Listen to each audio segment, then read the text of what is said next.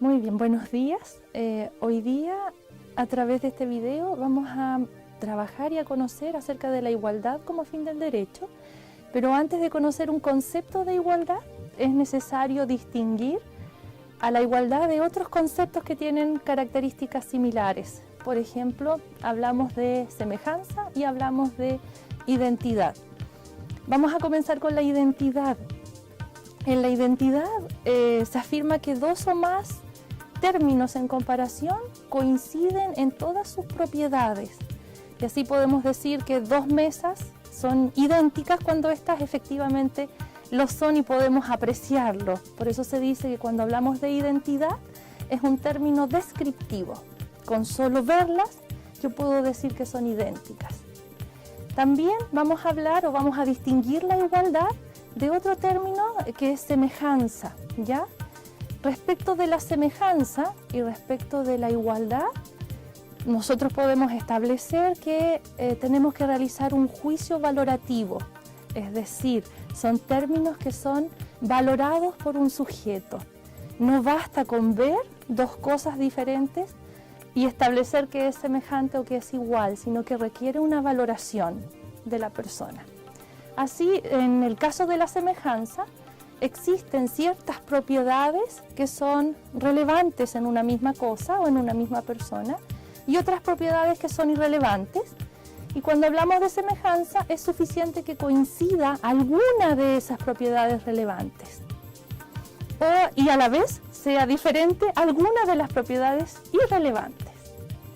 Finalmente, como último concepto, que es el concepto de igualdad, y en contraposición a los otros dos conceptos que ya vimos que son identidad y semejanza, podemos decir que dos términos, dos cosas, como dos mesas, son iguales cuando comparten al menos una de sus propiedades relevantes.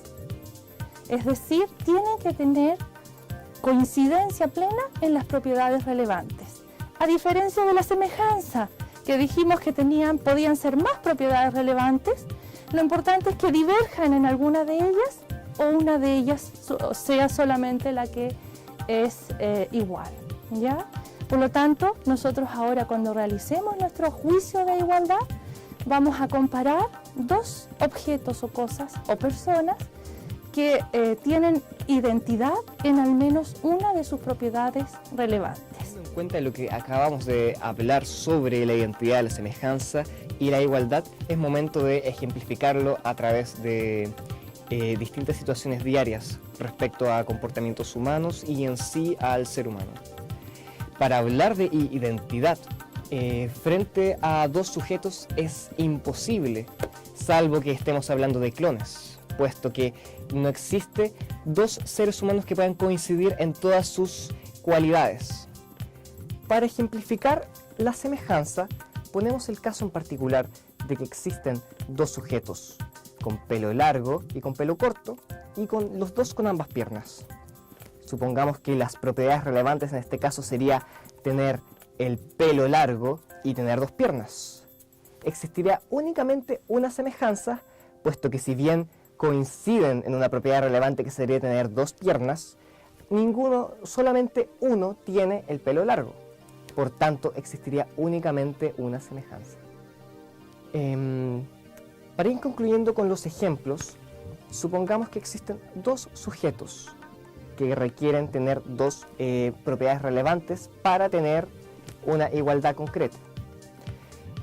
Supongamos que estas dos propiedades relevantes sería tener una carrera universitaria y ser padres. Supongamos que estos dos son padres y tienen una carrera universitaria. Por tanto, estaríamos hablando de la existencia de una igualdad, puesto que coinciden en todas las propiedades relevantes. Muy bien, ahora vamos a tratar de contestar entonces a la pregunta de ¿qué es la igualdad para el derecho? ¿Ya? En un extremo, igualdad no puede significar tratar a todos por igual, a todas las personas por igual, porque, puesto que hay que reconocer que existen diferencias que las vamos a dividir en tres categorías. Vamos a consensuar en que las personas tienen propiedades naturales que son diferentes, por ejemplo, la edad, y en ese sentido vamos a hablar de la vejez o de la niñez. Existen, por otra parte, posiciones jurídicas que son diferentes respecto de cada persona, y así podemos hablar, por ejemplo, de un vendedor, de un deudor, podemos hablar de una persona casada, etcétera. Son posiciones jurídicas que son diferentes respecto de cada una de las personas. Y también, bueno, también podemos hablar del delincuente, es una posición jurídica también, como ejemplo. Y por último, que existen también diferencias en ciertas situaciones fácticas en las cuales nos encontramos como personas. Por ejemplo, ser rico, ser pobre, son condiciones fácticas que no se eligen, pero son diferentes también para cada uno de nosotros. El derecho no puede, por lo tanto, desconocer esas diferencias, que como dijimos son diferencias en cuanto a una posición o situación jurídica, en cuanto a una condición natural o en cuanto a ciertas posiciones fácticas. De lo contrario significaría, por ejemplo, si se tratara a todos por igual, sería disparatado hablar si tratáramos a todos de acuerdo a la edad de manera igual. Serían los niños los que harían el servicio militar, por ejemplo. Si todos fueran considerados de igual forma como pobres, también ayudaríamos a los ricos, lo que parece ilógico. Por lo tanto, el derecho tiene que reconocer esas diferencias en las posiciones de las personas. En base a eso, reconociendo, por lo tanto, que la igualdad no significa tratar a todos por igual, sino que reconocer que hay ciertas características en las cuales somos iguales y ciertas características en las cuales somos diferentes, vamos a tomar como concepto de igualdad lo que dice Aristóteles. Aristóteles establece que el principio de igualdad consiste en tratar de la misma manera al que es igual y de diversa forma al que es desigual. Esto que parece como tan sencillo en el concepto, requiere nuevamente ahora un análisis o un trabajo de juicio, al cual nosotros vamos a denominar juicio de igualdad. Este concepto tiene un problema, ¿ya? Primero es que no determina qué es tratar de la misma manera o tratar de manera desigual. Es decir, ¿cómo vamos a determinar qué es lo que es igual y qué es lo que es diferente? Ahora bien, vamos a seguir para poder explicar esto a un autor alemán, Alexis, que en su teoría él nos intenta definir cuáles son los pasos relevantes para determinar cuando dos términos en comparación son iguales y cuando dos términos en comparación son diferentes. Bueno, como les decía, siguiendo a Alexis, lo primero que debemos hacer para establecer o acercarnos a lo que es la igualdad para el derecho es determinar que en dos términos en comparación existen ciertas propiedades, atributos que son relevantes. Un ejemplo sería que Pedro y Juan ambos tienen 25 años. Sin embargo, Pedro es abogado y Juan es un constructor civil. Como estas, existen muchas posibles propiedades que se pueden extraer de un caso en concreto, pero para determinar si son relevantes o irrelevantes, hay que analizar el tratamiento que se les debe otorgar, que es lo que vamos a ver a continuación. Bueno, como veníamos diciendo, los dos términos en comparación, dos personas que nosotros hemos comparado a través del ejemplo, pueden tener miles de características, ¿ya? Y compararlas todas o establecer la igualdad en torno a todas esas características tornaría imposible un juicio de igualdad. Por lo tanto, es ahí donde necesitamos nosotros establecer cuáles son realmente características que son consideradas relevantes para determinar que dos sujetos son iguales. Y esa diferenciación se realiza a través del tratamiento, es decir, lo que nosotros llamamos el tratamiento. Es decir, determinar que ante determinada circunstancia o ante determinada circunstancia las propiedades de un sujeto son importantes. Así, por ejemplo, respecto al tratamiento del derecho a sufragio, podemos determinar que la propiedad relevante sería la edad. No lo es entonces la profesión que tenga uno de los sujetos.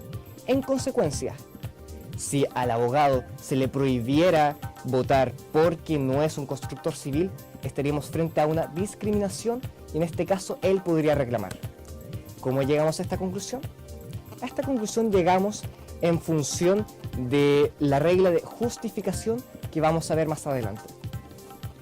Bueno, como hemos venido señalando, para establecer un juicio de igualdad, es decir, si estos dos términos en comparación son iguales, tenemos que determinar en primer lugar las características relevantes y en segundo lugar, cuál es el tratamiento en el cual es importante considerar esta característica como relevante. Pero es necesario agregar un tercer elemento que yo les puedo decir o adelantar que es el más importante, que es el que nos permite decir que efectivamente esos dos términos en comparación son iguales. Y este tercer elemento lo hemos llamado criterio o justificación. Es decir, vamos a tener que determinar si o por qué se considera a una propiedad como relevante. Tiene que estar justificado el criterio para determinar cuándo una propiedad es relevante o no en un determinado tratamiento. En el caso del derecho a sufragio, hay que determinar si es una propiedad relevante la edad. ¿Cómo llegamos a esta conclusión?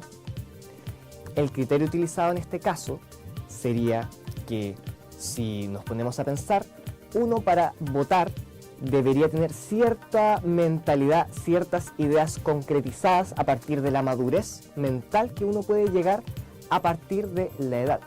Por tanto, si nos ponemos a pensar si el elemento relevante para hacer este juicio de igualdad es la edad, se encuentra justificado debido a este criterio recién comentado.